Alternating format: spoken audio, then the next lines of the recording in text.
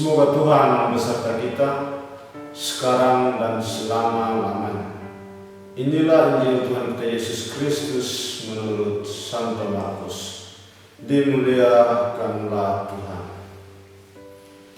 Kemudian tibalah Yesus dan murid-muridnya di Betsaida.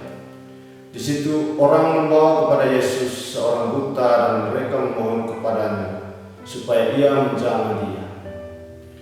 Yesus memegang tangan orang buta itu dan membawa dia keluar kampung.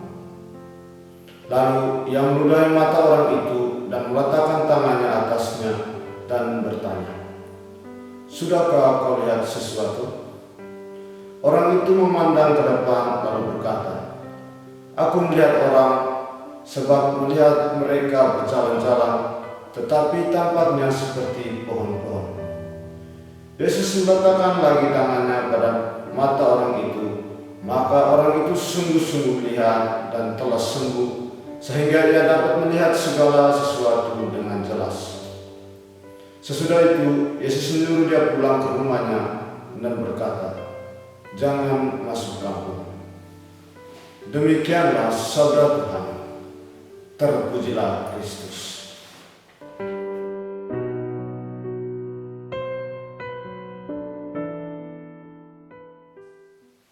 Bapak, Ibu, Saudara-saudari umat Allah yang terkasih dalam Kristus Tuhan.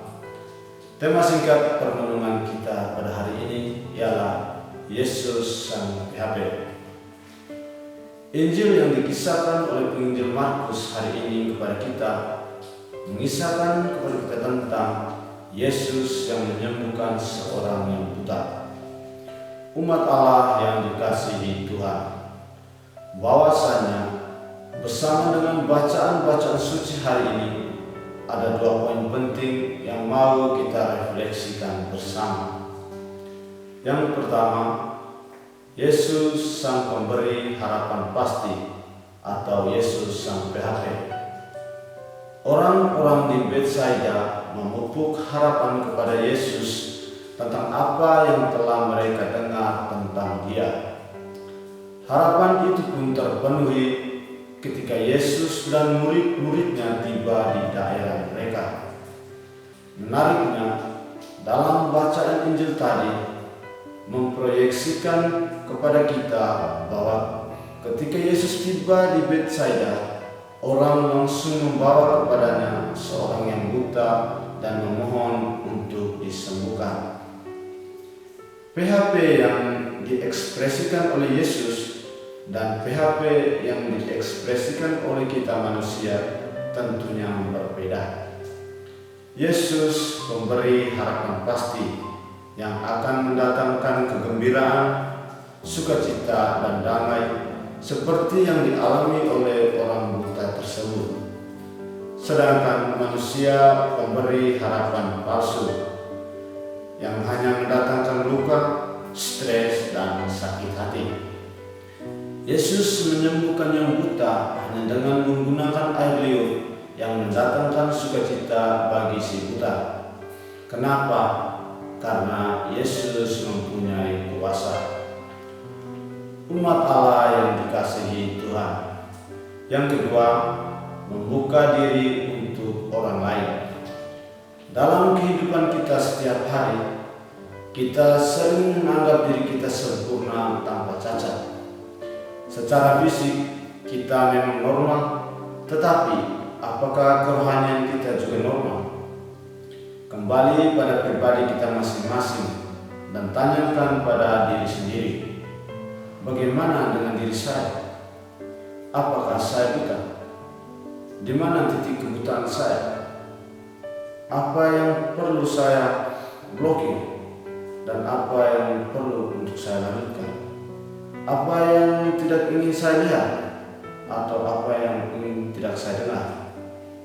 Yesus bertanya kepada orang buta itu, "Apakah kamu melihat sesuatu?" Mari kita coba mengubah pertanyaan Yesus ini sedemikian rupa untuk ditujukan kepada kita yang seringkali dibutakan oleh hal-hal duniawi dan ego manusia kita. Kita buta melihat, tetangga kita yang berkekurangan, yang miskin, yang lapar, yang sakit, yang membutuhkan bantuan dari kita. Kita lebih memilih mementingkan diri kita ketimbang yang susah. Di zaman milenial ini, kita orang Kristiani seharusnya sadar dan bertanya, apakah orang lain melihat sesuatu yang berharga tentang saya? Kita tentu tidak tahu apa yang akan menjadi jawaban pribadi kita untuk pertanyaan ini.